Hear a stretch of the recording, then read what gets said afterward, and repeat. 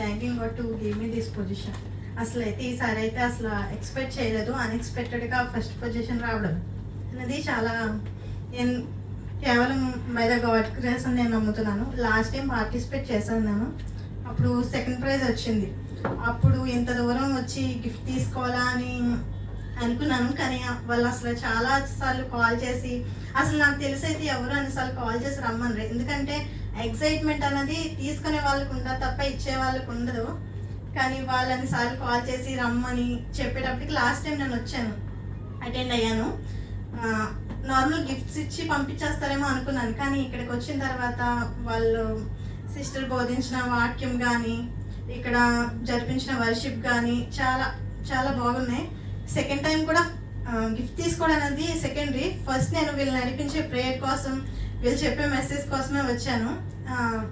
ఇక్కడ దేవుని ఆత్మను ఏదో కొత్తగా అనిపిస్తుంది, ఏదో బలంగా అనిపిస్తుంది. నాకైతే చాలా హ్యాపీగా ఉంది. ఇంకా కనెక్ట్ ఈ టీం గురించి మీకు చెప్పాలంటే ఇంకా అసలు నేను కూడా ఫస్ట్ అందరిలాగానే నాకు కూడా చెప్పిన వాళ్ళు ఉన్నారు, అంత దూరం వెళ్ళాలా, ఎలా నమ్ముతారు అని చెప్పి. కానీ నేను మా అమ్మగారిని తీసుకొని ఇక్కడ వరకు వచ్చాను.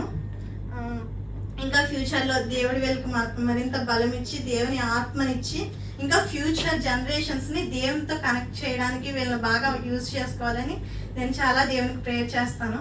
Thank you.